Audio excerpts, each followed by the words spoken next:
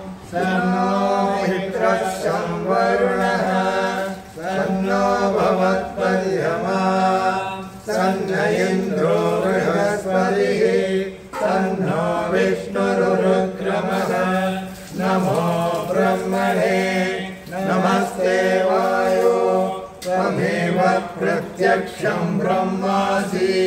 त्वामेव प्रत्यक्षं ब्रह्म वदिष्यामि ऋतं वदिष्यामि सत्यं वदिष्यामि तन्मामवतु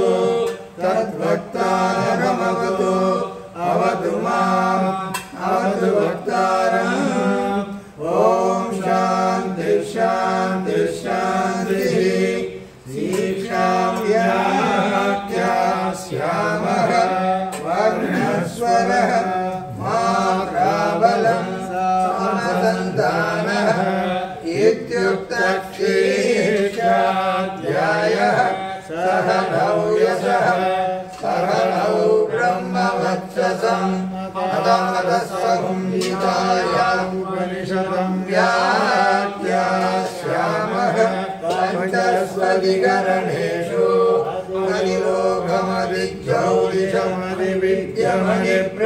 अधिलोकमधिज्योतिषमधिविद्यमधिप्रजमध्यात्मम्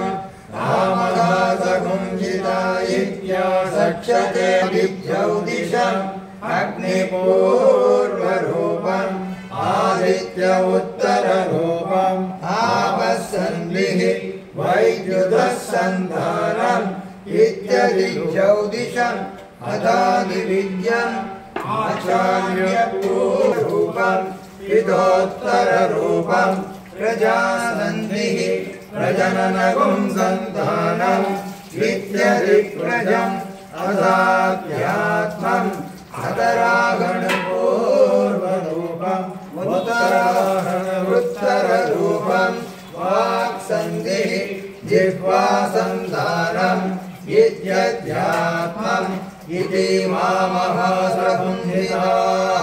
य एव वेदा महासकुण्ठिता व्याख्याता वेद सन्दीयते प्रजया वसुभिः ब्रह्मवर्चसेन अन्नाद्येन सुवर्ग्येन लोकेन यश्छन्दसां वृषभो विश्वरूपः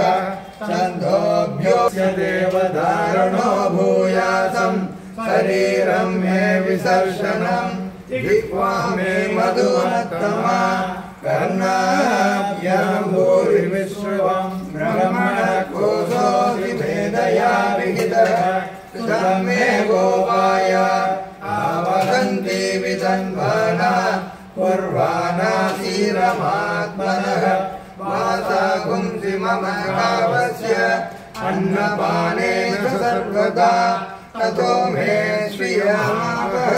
लोमसा स्वाहा यशोजनेतानि स्वाहा श्रेयान्वस्य सोसानि स्वाहा तन्वावग प्रविशानि स्वाहा समपकापं त्वयि मृधे स्वाहा यदा प्रवतायन्ति तमास अगच्छरम् एवं मां ब्रह्मचारिणः दातरायन्तु सर्वतः स्वाहा प्रतिवेशोऽसि प्रमाहि प्रमापद्यस्व भूर्भुवस्सु परिदिवायेनातिस्रोऽभ्याहृदयः आसामुहस्मै तां चतुर्थीं माहासमस्य प्रहात्मा अङ्गान्यन्या देवता भूरिति वा अयं लोकः भुवैत्यन्तरिक्षं सुवैद्यसौ लोकः मगैत्यादित्यः आदित्येन वाव सर्वे महीयन्ते भूरिति वा भुवैति वायुः सुवैत्यादित्यः मगैत्यन्द्रमाः चन्द्रमसा वाव सर्वाणि ज्योतिगुंसि महीयन्ते भूरिति वा महीति ब्रह्म ब्रह्मणा वाव सर्वे महीयन्ते प्राणः भुवैत्यपानः सुपरिदिव्यानः महैत्य सेन्द्रयोनिः यत्रासौके शान्तो विवर्तते व्यवोक्यशीर्षकपाले भूरित्यग्नौ प्रतिष्ठति भुव इति वायौ सुवरित्यादित्ये मग इति ब्रह्मणि आप्नोति स्वराज्यम् आप्नोति मनसस्पतिं वाक्पतिश्चक्षुष्पतिः श्रोत्रपतिर्विज्ञानपतिः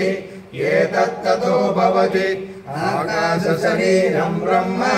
सत्यात्मप्राणारामं मन आनन्दं शान्तिसमृद्धममृतम् इति प्राचीनयोग्योपाकरदिशाः अग्निर्वायुरादित्यश्चन्द्रमा नक्षत्राणि आपोषधयो वनस्पतयो आकाश आत्मा इत्यधिभूतं हतानः चक्षुश्रोत्रं मनोवाक्यर्ममागुन्तनैव वाङ्क्यशृणोतीति ओमिति ब्रह्म ओमिदेदं सर्वम्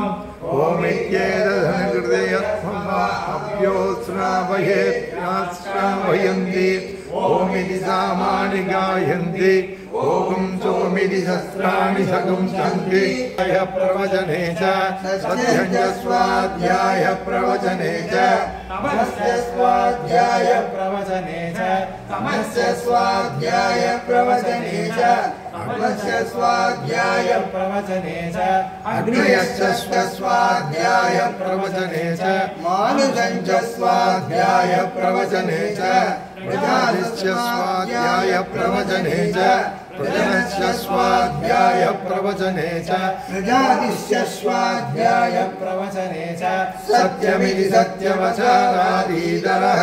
तप इति तपो निख्यं पौरुषेः स्वाध्याय प्रवचने येगेति नागो मौद्गल्यः तत्तितवस्तत्तितवः अहं वृक्षस्य देव कीर्तिविष्टङ्गिरेव ऊर्ध्वपवित्रो वाजिनीव स्वमृतमस्मि द्रविणगं सवस्तसं सुमेधा अमृतोक्षितः इति त्रिसङ्गो वेदानुवचनं वेदमनुचाचार्योऽन्देवासिनमनुषास्ति सत्यं वद धर्मं चर स्वाध्यायान् मा प्रमदः आचार्याय प्रियन्दनमारुत्यन्न प्रमदितव्यं कुशान्न प्रमदितव्यं मूर्ध्यैन प्रमदितव्यं स्वाध्याय प्रवचनाभ्यान्न प्रमदितव्यं देवपितृकार्याभ्यान्न प्रमदितव्यं मातृदेवो भव पितृदेवो भव आचार्यदेवो भव अतिथिदेवो भव यान्यनवद्यानि कर्माणि कानि सेवितव्यम् एवमुपैतदुपास्यं सन्नो मित्रशं वरुणः सन्नो भवत्पर्यमा सन्न इन्द्रो बृहस्पतिः सन्नो विष्णुरुक्रमः नमो ब्रह्मणे नमस्ते वायो त्वमेव प्रत्यक्षं ब्रह्मासि त्वामेव प्रत्यक्षं ब्रह्मावादिशं ऋतमवादिशं सत्यमवादिशं तन्मामावीत् तद्वक्तारमावीत् आवीत् वक्तारम् ॐ शान्ति शान्ति शान्तिः सहना भवतु सहनौ भुनक्तु सह वीर्यं करवावहै तेजस्विनावतीतमस्तु मा विद्विषावहै ॐ शान्ति शान्ति शान्तिः सहना भवतु सहनौ भुनक्तु सह वीर्यं करवावहै तेजस्विनावतीतमस्तु मा विद्विषावहै ॐ शान्ति शान्ति शान्तिः ब्रह्मविदाप्नोति परम् तदेशाद्युक्ता सत्यं ज्ञानमनन्तं ब्रह्म यो वेद निहितं गुहस्थितेति तस्मात्मा एतस्मादात्मन आकाशसम्भूतः आकाशयः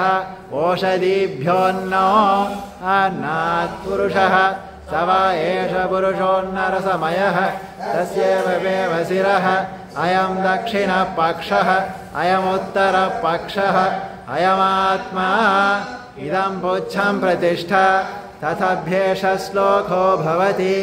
अन्नात् याकास्य पृथिवी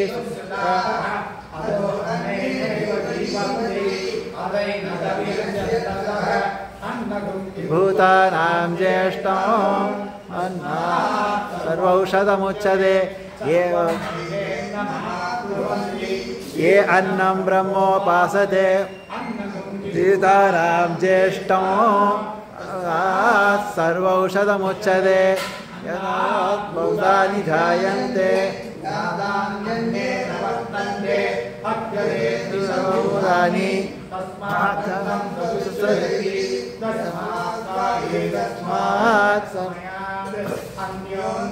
आत्मा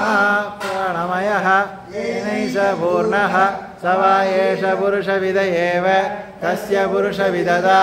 अयं पुरुषविदः अयमेवानेव शिरः अयनो दक्षिणपक्षः अपानवोत्तरपक्षः यदेश आत्मा येह पुच्छं प्रतिष्ठा तथाप्येष श्लोको भवति।